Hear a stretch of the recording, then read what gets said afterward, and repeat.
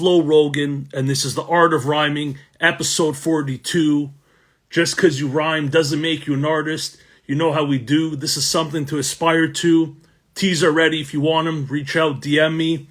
But we're here to talk about André DeSaint, Southwest Florida resident. Guest on the show today. He has his first release with Machacha, the underground legend. And it's a great album. It's called Cult Classique or Cult Classic. And indeed, I think it fits that measure of being an instant classic. I've enjoyed it so far, spun it a bunch of times. We're going to invite him on the live, learn more about him and what's behind his art. So stand by. Thank you for joining.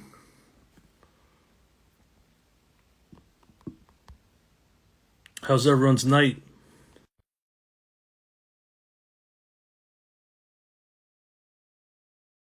Robbie Stadium. Thank you for joining. I see you're a Florida native. Chris K. Original. Andre is joined. Peace, Andre. Yo, peace. Thanks for joining. Yeah, of course, man. Thanks for having me. Yeah, man. How's your day been? It's been a good day, man. It's been very chill.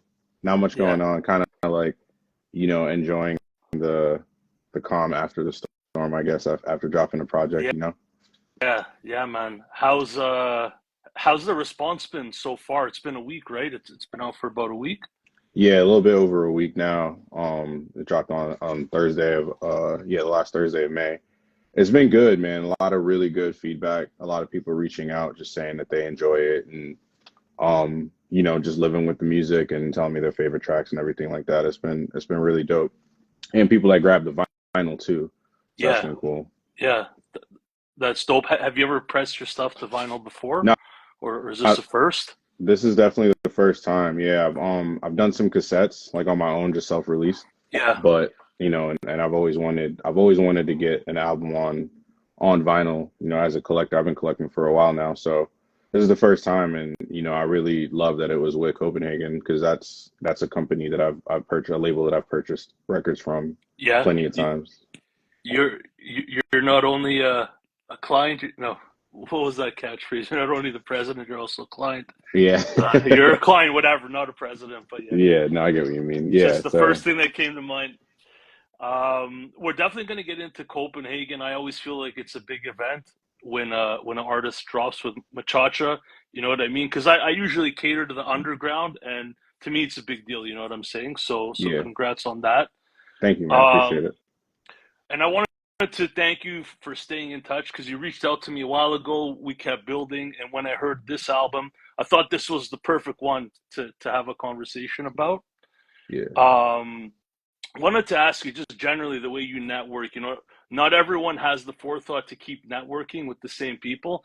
Is that a strong suit of yours in this game, so to speak, or just in general? Or I think in general, man, like, you hear people say it all the time, but relationships are so important, and sometimes it's not even about like what it's about who and I've always kind of been the type of person that I can speak to anybody just about find some sort of common ground, and usually just build from there. And I think especially in this space that I operate in music wise, we all kind of are like-minded individuals, so once I really connect with somebody, it's kind of easy to build from there.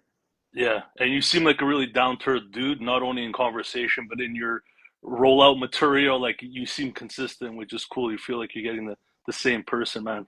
For me, I appreciate that, man. Thank you. Yeah, man. So I thought I'd start with some of the basics. Is there anything behind the name André DeSaint, or is it just your name, or is there something else to it?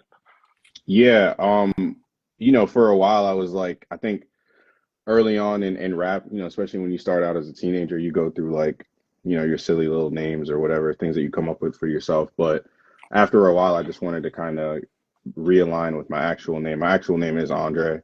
DeSaint's not my last name, but my middle name is one of the Saints. I won't throw that all the way out there, but that's fair. So it's kind of a play on words, like incorporating the Saint piece of it. And of course, that's a theme that I run through in my music a lot. So got it. So you reside somewhere in Southwest Florida. You told me you've been around different parts, different cities. I've built a lot, surprisingly, as a dude from Toronto with cats from Miami. Huge, a pretty big Hispanic, largely Hispanic underground scene, making really Yeah, dope music. So it's cool. I'm back in Florida, talking to another Florida resident. yeah. Have you always lived in Florida, or have you moved around at all? Yeah, I've been in Florida for a long time. But I've lived in New York. I also lived in Jamaica with family as well. Got But it. so you hear a lot of influence. I think New York influences me a lot, both like fashion, music, Yeah. just a lot of different things. But Florida is definitely where I've spent the largest chunk of my life, and I've definitely taken some influences from that too. It might not be super obvious through the music, but you Right. know, it informs what I do for sure. Got it. Got it. Do you care to share what life was like growing up? I always like to try and give an artist profile. If you care to Yeah, for share sure, man. anything. So like I say, yeah, my earliest years were in Jamaica. My parents are both from Jamaica, born in Jamaica. They moved to the States and had me and my brother. But I spent about 10 years in Jamaica. It was super interesting, man. It was like Mm, a lot of the things that people, that Jamaicans are famous for, the music and just the culture and all that, the food. But just growing up and seeing that side of life, which at the time that's all I knew. But now being, fully ingrained in American culture, the stark difference between those two is there's just so much, you know what I mean? And it teaches you so much, and it teaches you how to survive and like fend for yourself and all that. So that I'd say the earliest part of my life was definitely informed by just like that type of environment. yeah. And then moving to New York was really cool too, because that's where I really expanded my music knowledge. All of Yeah. the bootleg mixtapes that you can get from like Jamaica Avenue or just wherever, you know what I'm saying? And then going to school with a lot of kids that had older siblings that were up on whatever the underground was at the time. Like when I lived in New York, what was popular in the underground was 50 Cent and G Unit. Like they were local guys at the time, early 2000s. So being in that space when that was bubbling and like your Cassidy's and Joe Buttons and all those type of dudes, that's Yeah. that's where I really, really got into rap. And Yeah. then moving to Florida was like culture shock for me at the Yeah. time because I was just so used to what was going on in New York and whatever I knew from before that. But that's when I got into like listening to trap music. I was introduced to like the TIs and the Young Bloods and things like that. And like I said, it's not super obvious in the music, but it's all there. All that influence is there. Yeah. So yeah, it's been a melting pot of a lot of different things. Those are like three very different cultures and environments for sure. So you said your family's originally from Jamaica. Is that right? Yeah. Do you think like as an from a immigrant family, it teaches you how to appreciate opportunity more? Like when you move to a place like the U.S. and adds to a hustler mentality.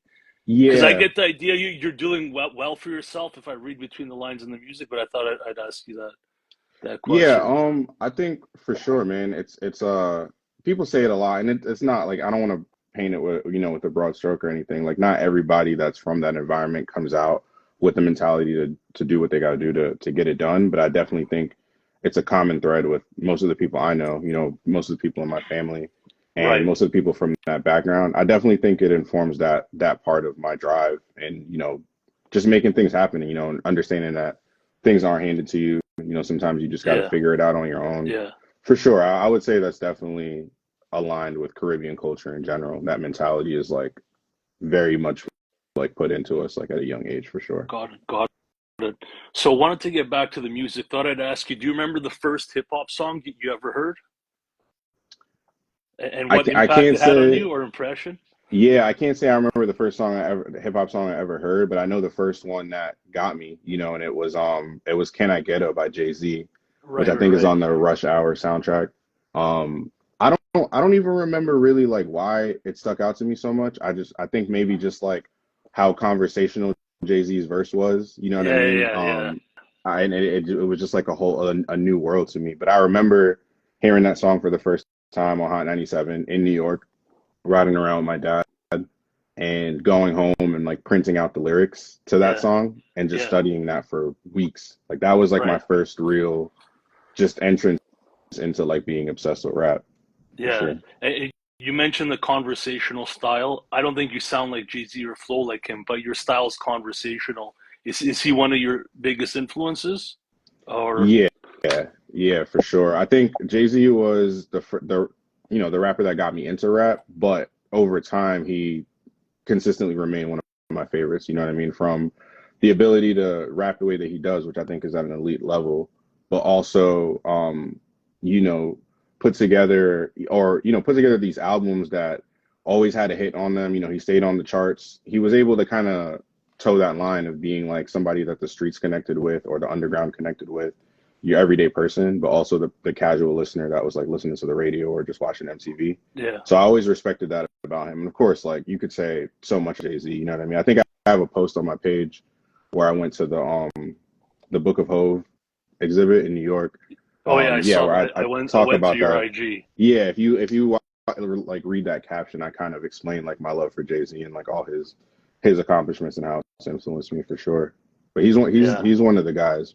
Is there another couple influences that you could list off, another one or two of your Yeah, style? my style now, I don't know, man. My style is such a culmination of like everybody I've respected over the years. Yeah. But most notably, I'd say stylistically, it's a little hard to really pin anything on Kanye, but his influence on me was very strong early on. I think Kanye was the first rapper I heard that was like really rapping, but Right. also wasn't, especially at the time that he came out in the early 2000s, he wasn't necessarily a gangster rapper. Yeah. And that was always the thing with me, you know what I mean? I always felt like I listened to this type of music and I resonate with it from like a sonics perspective. Yeah. But I'm not a street kid. Like I'm not like somebody that lived that life, you know what I mean? So hearing Kanye for the first time kind of showed me like, oh, you can really rap and have other things to say. It doesn't necessarily have to be in that box, Yeah. and that's informed the way that I write now and the That things that I talk about for that's sure. actually a major reason I invited you as a guest because I wouldn't call myself a street dude per se, and I always look for like diverse angles, messages. It could be subtle, you know what I mean? Of course, I'll have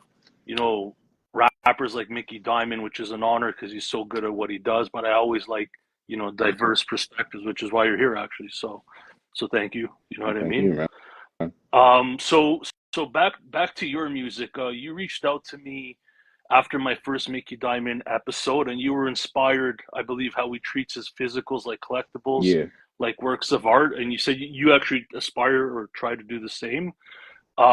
So I wanted to ask you, do you consider your latest project, Cult Classic, your greatest piece of art so far? yeah, I would say so. I think the universe that I created around it, you know what I mean, and just kind of thematically the way I navigated that, telling my story and my love for these films and different pieces of culture that influenced me over the years, whether it be a movie or a pair of sneakers or whatever, right? Um, I think if you listen to this album and read between the lines, you could tell a lot about me and what I'm into, like on a day-to-day basis. And to me, to be able to do that while still making an entertaining body of work is not an easy feat. Yeah, So I'm super proud of that, and I'm just like we talked about earlier. I'm really happy with the response so far. So I would definitely yeah. dub it as my best piece of work. I think when you're stepping away from sort of like the street narrative, there's less of a blueprint of how to present yourself with music. I don't know if you feel the same. You kind of have to forge your own way. That's my thoughts around it, anyways. Yeah, So I think it resonates what you're saying with me, anyways. yeah, for sure. Um, um, yeah. So what I like about this project, you got a measured flow, delivery. You move at your own pace, and you're dropping life bars. You got your grand thoughts sprinkled throughout. How you see the world, which is quite optimistically. You know what I mean? And that's to the You think backdrop of so? much. You'd say Well, I see the world optimistically. you know what? Optimistic is the wrong word. You you don't look down upon yourself. How Okay. about that? Yeah. You Yeah. look up Yeah. upon that. That's what I meant to say. So Okay. Yeah. thanks for correcting me. You know what I'm saying? Yeah. For sure. It's clear that you see the opportunities in life, or at least you're after them. If you agree with that, Absolutely. Yeah. For sure, yeah. man. So yeah, and then it's to the backdrop of Machacha slow roasting dramatic beats. I'll describe it that way. And I also think it's subtle, but I feel because I've went through most of your catalog, I think. Mm. Even back to your Pay Up Gang stuff, I even peeped some of that, which is like what 2010 is it? Is it? Yeah, that's early, man. That's like early 2010s, and even before that. But as far as the internet goes, yeah, probably around that time. But yeah, I think of your last few projects, I think this it's subtle, but I think this is some of your most potent writing personally. So yeah, Thank you. man. Um, the project moves at a slower pace, like I guess tempo, which makes it a vibe. And my observation is that I'm not calling you old because I'm older than you, I'm pretty sure. But older artists, they seem to move into this direction where they really get comfortable and they rap at a slower pace. I don't know if you've noticed that. Like, are we ever gonna see Andre rap in double time? Yeah, I mean, I've definitely done it. You can definitely find it in my catalog. But I agree with you. I think like as an artist gets older and even just more mature, you know what I'm saying? Like sometimes just more introspective, we have a lot more to say. And for me, when this album first started, the whole process of the album first started, and I was going through beats that Machacha had sent me, I noticed that the ones that stood out to me had a slower tempo. So of course I kept that in mind as I was trying to make sure it was a cohesive project and make sure all the songs meshed well together. But to me, the benefit of that was giving myself more room to say more. You know what I'm saying? Like, even if it's a song where it's just braggadocious and I'm just getting bars off, I still have way more of a leeway to like create a pocket where, because this album is pretty dense lyrically, you know what I mean? Like, Yeah, as far as how many words are really in each bar yeah, and stuff like that from a technical standpoint, at least. yeah. So that's definitely something that was intentional, and I do agree. I've seen that. I wouldn't call it a trend, but I've seen that commonality in rappers as they mature or get like into that space. Yeah, even with Nas, I would say, Yeah. with this hip boy stuff. I'm just gonna shout out some people here. D Monks, thank you for joining. 15 grams. Shakir, beloved Emily, Shuri, Jurix, Aaron. Thank you all for joining. There's others here as well. Thank you. Um, so I wanted to ask, how did you link up with Machacha? I feel like honestly, I feel like he's a legend, like in my hemisphere, Yeah. and just getting up on the underground scene, so to speak, in the last 2 years running this platform. Because I had a big period where I wasn't checking for new music and I was out of touch, Yeah. especially with the underground. I think he's a legend personally, and I was wondering, like, what did it look like you two connecting? How did it happen? Yeah. Firstly, I agree, man. I think Machacha is a legend. I think he's on like an insane run right now. But if you go back, for years, you can find some incredible projects that he was a part of and produced fully. But yeah, linking with Machacha was definitely, he's all the way out in Denmark, right? So it's Yeah. definitely an internet thing, and he's somebody that I've been listening to for a while. I've listened to quite a few projects that were produced by him before we really connected. I honestly, I believe I commented on something that he had posted, Mhm. and I don't remember exactly how it transpired, but within a few exchanges, we were just talking about music, my music, and eventually he asked me to be on a project he was working on. Through those conversations, got that verse back to him pretty quick. He liked it, and then we just kept building from there. Before we knew it, we were like talking about doing an album. So yeah, it was a very genuine, organic thing where I'd kind of reached out to him, we followed each other, and then conversation started from there. Nice. Nice. You know what? When I did my second Vegas 7 interview, I had Body Bag Ben on. I wanted to make it better than the first. I wanted to invite Machacha, but he told me Uh, he prefers talking in mm, English. So he's like, he'll do written interviews, but not things. So did you guys talk at all, or it was all just DMs? yeah, Or yeah, it's just yeah, there's definitely a language barrier there for sure. So yeah, we've talked through the DMs and just messaging back and forth, emails and whatnot. But yeah, great dude, man. Like even just outside of working on music, just having conversation with the guy is cool too. So yeah, I'm privy to some an upcoming project or two he has with other artists. Amazing soundscapes. It seems to me like he tailors it to the artist. Is that how it is? Is there anything that stands out about the creative process with him, or it's just like sending beats and yeah, just no, I mean I definitely think that Machacha is super intentional. He cares about the product. He's not just sending you a pack and like telling you to rap and that's it. You know what I mean? He cares about what the project is going to sound like, and he has creative input throughout the process. So, he sent me a large batch and, kind of narrowed it down from there. And, and now I'm speaking obviously about our process. And I just I had the Cult Classic idea kind of floating around a little bit, and we just like figured it out from there. But he's definitely tailor making those, whatever he sends you, to what he thinks you're going to sound best on. Right. And as soon as I heard the first beat, I think when he sent me beats, the first track that played was what ended up being No Lead a Dirtbag on the album. Right. So I knew immediately, I was like, yeah, this guy gets it. He knows exactly what I need to be on right now. Yeah, that's a different kind of producer, I'd say. Yeah. And so sometimes I would send him an idea that I thought was finished. You know what I mean? Like Yeah. I would do something to the beat, send it over his way, be like, yeah, this is what I got. And, by the time it was done, obviously my vocals are the same, but he had reproduced around it in a way that just like elevated the song. So like, to me, that's a real producer. It's not just about putting the beat together, and no knock to that. Like, there's a lot of people that are great at what they do, and that's what they do. But, working with somebody that can elevate the song after the fact, to me, is an even better experience. So what touches did you add to this production? Me personally? Yeah, I thought you just mentioned that you might have touched on the beat or something. No. More so like, so let's say he sends me the original draft of the beat. Right. I'm making my song at that point, or laying down what I have written to it. This is my idea. I send it to him, and then he would almost reproduce it. You know what I mean? Like make a drastic change to what happens at the beat of the certain part of the song. To accentuate what I did to it. Yeah. To adapt to your lyrics. Yeah, exactly. Or the flow. Yeah. So you mentioned in your rollout video that you don't like to change things. Like you were proud that you didn't have to change your vision going into this thing with Copenhagen. I wanted your thoughts generally on revisiting music, and did Machacha or Copenhagen have any feedback at all, like constructive, that you're willing to budge on, or it is what it is with André DeSaint? Yeah, it's funny you asked that, because that clip that I put out, it was a lot of the references on this album are to films, right? Specifically Tarantino films. Yeah. And he done an interview where, if I posted it on my story the day I put that video up, just to make sure people kind of made the connection. But I was almost like redoing what he did, and that was his sentiment. He's like, when I write the script, that's it. I don't want any notes. I don't want this, that.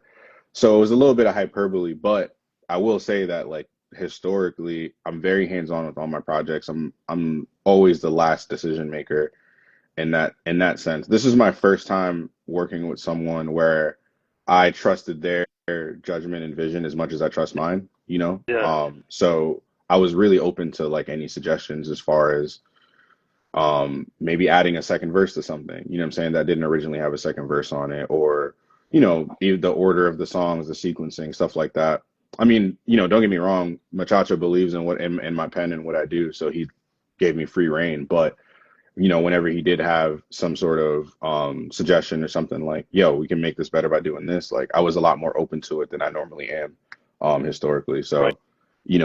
Copenhagen kind of, in my experience, stays out of the creative process, more so talk through the physicals and all that stuff. But yeah, definitely had those conversations with Machacha while we were making the project, and he made some suggestions that ended up making the final product better, for sure. Got it. So I went back through your catalog, and I feel arguably, like, for the bulk of the time you've been making music, you could straighten me out on this. Your sound has been contemporary, so to speak. You know what I mean? Like your Pay Up Gang, like I placed it for the time. It was kind of like cutting edge, like edgy. You know what I'm saying? Like maybe synth sounds in there. You know what I'm saying? Energetic deliveries, things like that. It feels like now, obviously, with this project, you're moving into more of a classic hip hop terrain. And you're dropping this through a pretty underground label, right? So are you here to stay in this sphere, or is Andre always gonna kind of evolve at this stage in the game?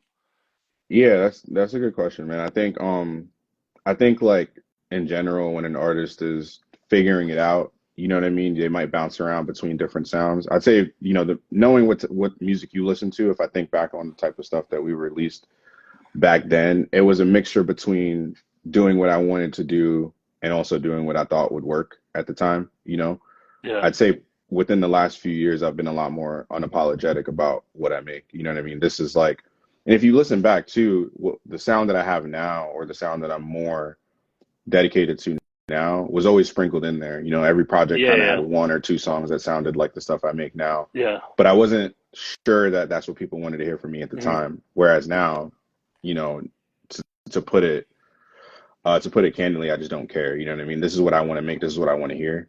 So I think, you know, I don't want to pigeonhole myself and say this is what you're going to get from me for forever, because my, you know, my palette might change, or, Yeah. and honestly, I'm interested in so many different things that I'm probably, not probably, I am going to be incorporating more things into what I do. But at the same time, I don't think I'll ever confuse the people that like the stuff that I'm making right now, if that makes Yeah. sense. Yeah, man. Um, so I noticed, and you mentioned this, each track is titled after a movie or a movie scene.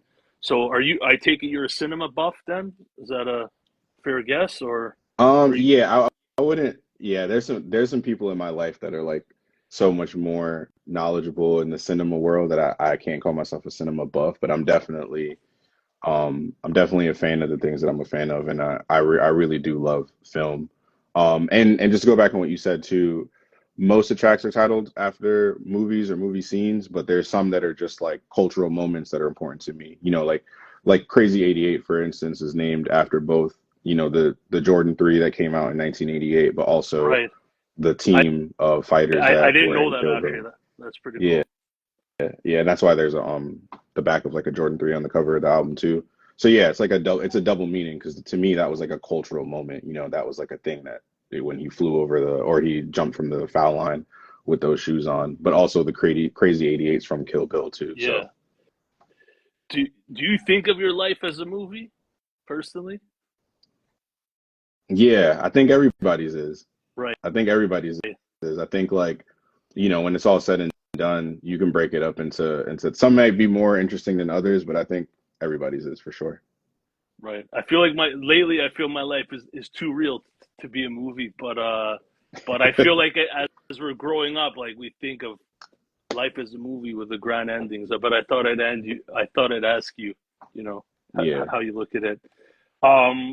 Far as it hit me, the only track that's overtly speaking to a movie is "Long Live Sunny." I believe that was the final track where you yeah, rap through the eyes of Calodro from Bronx Tale. You know, that yeah. was one of my favorite movies for a long time. Nice, Talking man. about how much you admire Sonny. So what is it about those characters that had an impact on you enough to write a track?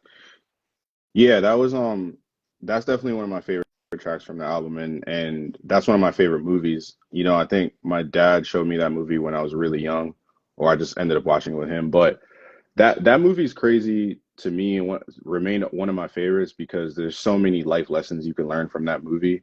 You know, and I think people say that a lot, you know, with certain things, but to me, like, I still carry a lot of the, just even like the throwaway lines from that movie. You know, one of my favorite ones is, it's one of your favorite movies, so you'll know when Calogero sees Louis Dumps like running away from him because he owes him 20 Right, bucks, right, right, and right, he's right. like, "Yo, this guy, like, you know, he keeps running away from me." And Sonny's like, "Ah, you got rid of him for cheap. Like, Yeah, you know, he'll never talk to you yeah, again, or whatever." yeah. Like, that's something that stuck with me. You know what I mean? Now, like, if somebody's dodging me because of some dumb shit, I'm like, "All right, man. Like, now I Yeah. know who you are. I don't ever have to talk to you again. Like, it's all good, whatever." That lesson has stuck by me as well Yeah. to this day. It's not Yeah, worth it's like, sweating it. what's it worth to you? You know, what's it really worth to you, right? Yeah, But yeah. so that always stuck with me, just like the little life lessons. And you know, of course, being a kid that grew up in New York, I had family in the Bronx, so I'd been in those neighborhoods and stuff like that. So yeah, it was just visually appealing, but also the lessons that I learned as a kid from that movie. I really, I can't even explain why those stuck to me the way that they did, but obviously it's still impacting me now and impacting my art now, which I think is a really cool full circle moment. We actually got Money Mowgli in here. I don't know if you know him. He's from Miami. He's a low key legend I've in heard, Miami. This guy's been putting yeah, out music for like 20 years straight. I interviewed him, but yeah, thank you for joining. We yeah, got peace to Andre Mowgli, DeSaint, man. also a Florida resident. Yeah, So actually, I've heard his he's name. tight with Shotty. Yeah, I was gonna say I've We're heard pretty tight. his Yeah, name mostly when, you know, I've seen you chop it up with yeah, Shotty. yeah, Yeah. yeah, yeah. We're actually gonna put out a track soon, so Nice. I'll drop a verse here and there That's at this just point. up. Flo Rogan, man, the Yeah, legend. I'm man. excited to hear that. I gotta live up to the name, you know what I mean? So, um, so the rest of the tracks again are titled over movies, old and new, but they're not really about movies. So how did you correlate? It's just a vibe thing, I'm guessing. Yeah, it was a soundscape thing. I think I didn't want to be too on the nose with Yeah, it. You know what I'm saying? I yeah, didn't want every song to necessarily be about the movie or from the, yeah, the perspective of the movie or anything like that. Sometimes it might be one line from the song that refers to it. I can name it after that or whatever. But a lot of times too, it was just like, how does the song make me feel? Does it make me feel the same way that the moment that I'm referencing or whatever feel? So that was the thinking behind that. yeah.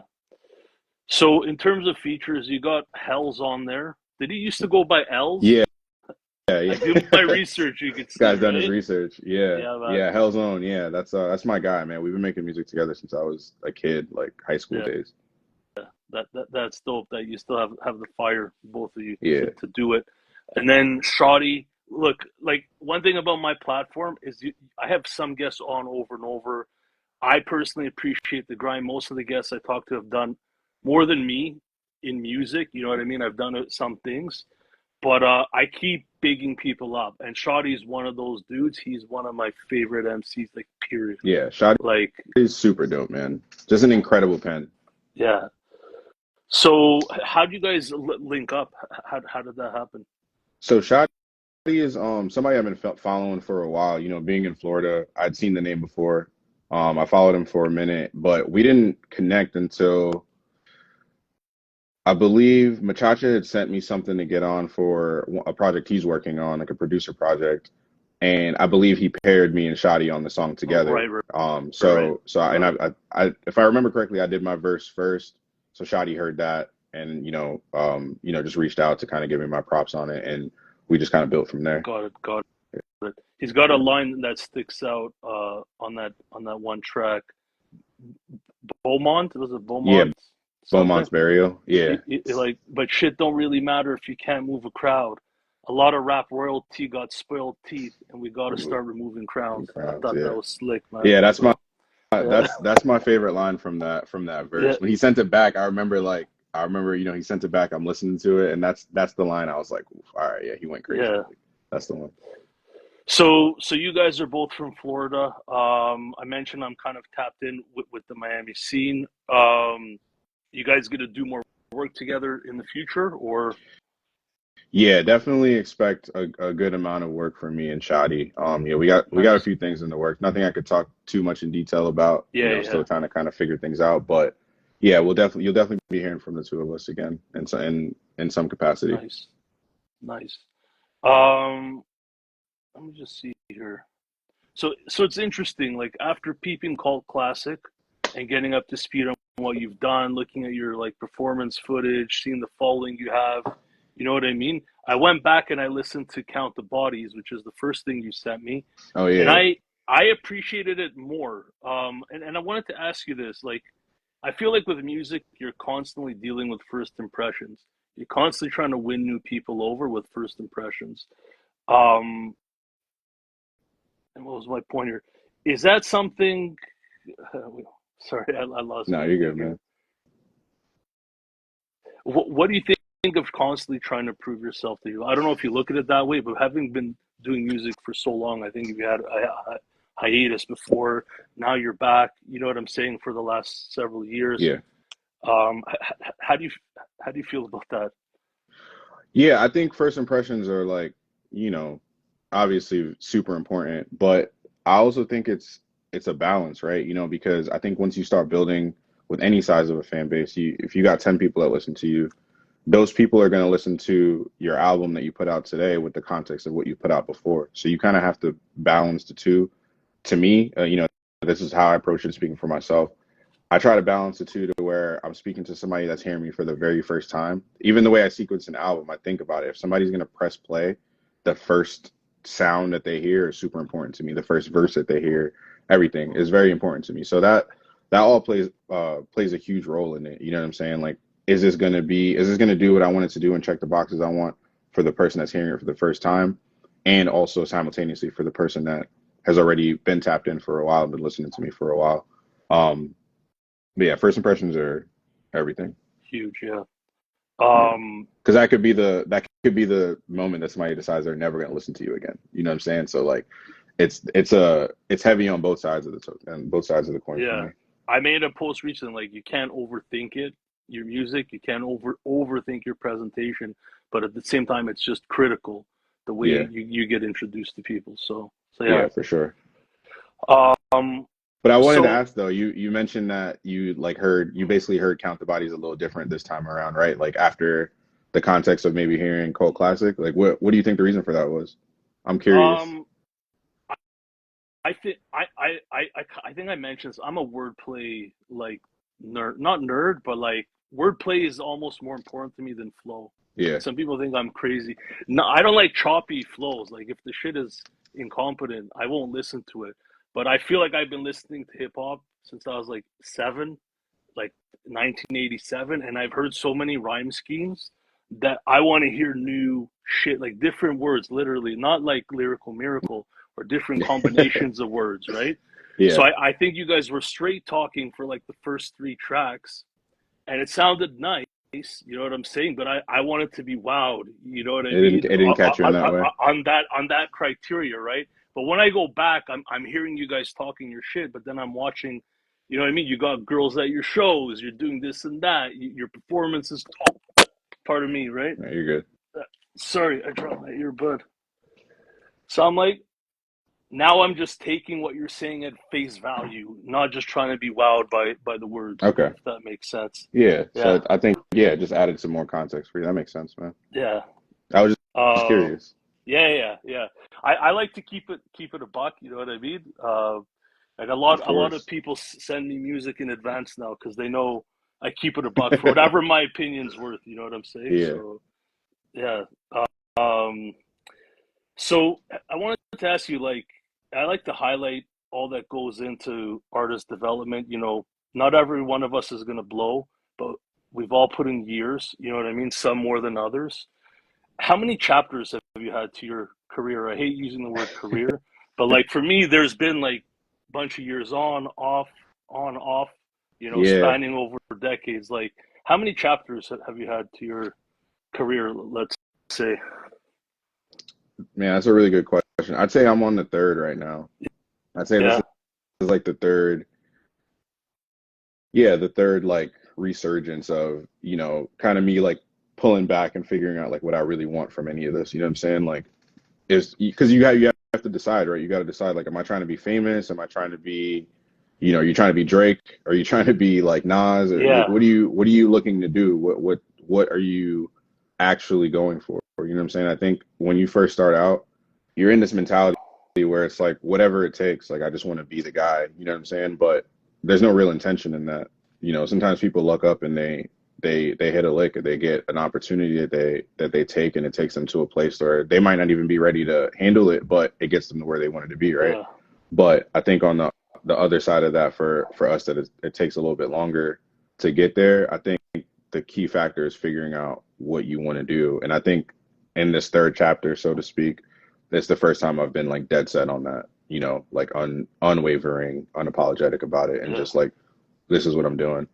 So yeah, I would say, you mentioned it earlier too with the collective that I was a part of some years back. That was definitely chapter one, and then I had a stint where I was kind of making what I thought was going to take me there. You know what I mean? If you go back and listen to some stuff from like 2017 to like yeah, 2020, yeah, and then I chilled out for a little bit before kind of coming back with what, type of stuff you hear from me now. yeah. And it's interesting how whenever you come back, something changes. Like your music comes out different, right? Yeah.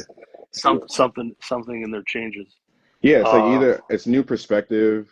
I think it's new perspective mixed with just like, for me at least, it's new skills. I think I thrive on learning new things, whether it's figuring out a different flow, whether it's figuring out a different pocket or a new approach to how to use my voice even when I'm recording. Like those are the things that kind of drive me. So like yeah, whenever I get a new tool in the toolkit, I think that like you hear it pretty soon in the music. yeah. Wanted to ask you, your pay up gang days, you were part of a big collective, was it like 6, 7 people? You guys Yeah. had a girl in the group, you know Hmm. what I mean? Everyone was was dope from what I heard. I listened to a bunch of tracks. How important were those days for your artist development? Very, man. I think the most important part of it was the competitive side of it. You know what I mean? There's a lot of friendly competition. You know, we used to always say like, yo, who got who on this song? You know what I mean? Who had the best verse? Who bodied who? Which is eventually where Count the Bodies comes from, right? It's like that competitive nature of, who's gonna have the best verse on this song, but also who can, we still want to make the best song we can as a unit. Yeah, But I think that definitely was a big part of my artist development, is just learning that competitive side, because I do consider rap to be a competitive sport. right, Like no matter what anybody says, you know what I mean? Like it's a competitive sport, and that was a big thing for me. right. Got it. Um, and I've watched other interviews of yours, and like at least like your homies were like really praising like the movement you guys had at that time. It seemed like you were coming out of Fort Myers, Hmm. maybe not a hotbed for hip hop, but it seemed like you guys had momentum and stuff. Before, like, where would you say you guys left off at that point in terms of your reach and just what your opportunities might have been? Yeah, I mean, we definitely had a few big looks, at least for the time. You know what I'm saying? Like whether it was like a hot new hip hop posting a music video that we did, or somebody well known maybe tweeting out a song that we did or whatever. But and I think looking back, it was one of those things where we had our local scene kind of tapped into what we were doing, maybe some outsiders. We went to Atlanta a lot at the time. We traveled to Miami, Tampa, Orlando, places like that a lot at the time. But outside of that, like small region, you know what I'm saying, is I don't think we reached outside. We hadn't reached outside of that quite Got yet. it. So Got it. yeah, Again, it's just all interesting, like how you have to regroup, try again a few years later. You know what I'm saying? Evolve as an yeah, artist. I like to highlight these things. Um, so I wanted to get into a couple of quotes from the album, if you're cool with that. yeah. Um, so on the track, Beaumont's Burial, you're like, I hate I gotta talk to these fellas. I'll say part of my outburst. They really don't believe you like that. I know that doubt hurts. I see them join the game down bad and still come out worse. Man, how the fuck you put money second and still come out worse? Come out worse, pardon Yeah. me. No, I said So I feel, how the fuck you put money second and go for clout first. oh, there we go. Yeah, That's a poor line. I butchered that, my bad. you're good. So I feel like you're commenting on the average Joe that enters the game with delusions of grandeur. You know, um, you seem to be doing well from yourself if I read between the lines outside of music. And if so, what compels you to keep your hat in the ring in this crazy game? Is it just to create the process? Is it to help people? Do you want to prove something to yourself? Like Oh, nah, man. It's like, what keeps you going? um, yeah, I think like, music is not where I make my money right now. You know what I mean? Like I'm a regular guy. I have a job, and I live my life through that. Music is starting to do well right now, and that's cool. But yeah, it's to me, music is something I'm always gonna do. You know what I'm saying? Like no matter what, I'm definitely taking it a lot more serious in the last couple of years. But I'm not like I'm not a millionaire, bro. If I was a millionaire, I probably wouldn't be trying the way I'm trying. Yeah, yeah, But yeah, it all ties into each other, man. Like I have fun with my raps, and I speak highly of myself because I've put myself in a position that I'm happy about for sure. But there's nice. always more, Yeah, and yeah, I'm gunning for that. You know what I'm saying? got it. So I'm gonna quote another couple bars here. Winston Wolfe, one of my favorite tracks. This is just a hallmark of your style. If you're hearing this interview, if you never listened to Andre before, this is what you're gonna get. You're like, and let me know if I butcher this. I hope I don't. My plans would sound crazy to you. Can blow a small mind. She asking if this jacket is from the summer or fall line. Small signs. I track bad bitches of all kinds. They in the club shooting they shot. I let them all shine. I like that simple wordplay, potent to the point. I think Yeah, it's that's Andre DeSaint right there. So yeah, man. yeah, yeah. I think that sums up, I guess, a lot of my thoughts and motifs Right. for sure. Dope. So I noticed this mention of trap caviar. Did I get that right? Yeah, yeah, trap caviar. Is what is that an event you throw, or is that a clothing line? Like I looked into this, I'm like, I'm not sure what What it it is. is? If you care to share, yeah, Yeah, yeah, I could touch on that for sure. Yeah, I think like you talked about earlier, like Fort Myers, not really a hotbed for hip hop. There's definitely some legends that come out of here. Don't get me wrong, but it's not like we've had like a long track record of a bunch of stuff coming out of here. But there is definitely a community of people that love that stuff, and unfortunately, it's not at the forefront. When you go out around Fort Myers, you're not stopping at every place and hearing hip hop. You know what I mean? Hearing rap music or whatever the new hottest thing is in that world. right, So a few years back, I kind of just decided like I wanted to create an event where people could just come kick it, listen to that type of music, that we don't get everywhere in this area, and just have fun, man. Like a nice, safe, free zone, like chill zone. We can listen to that music and just have fun. So it was just nice, an event that I was DJing that ended up, doing pretty well. Like a lot of people would look forward to it, and I kind of kept it up, and it was just a fun thing to do. But I've locked in like really hard on the music for the past year or so, so it hasn't really happened.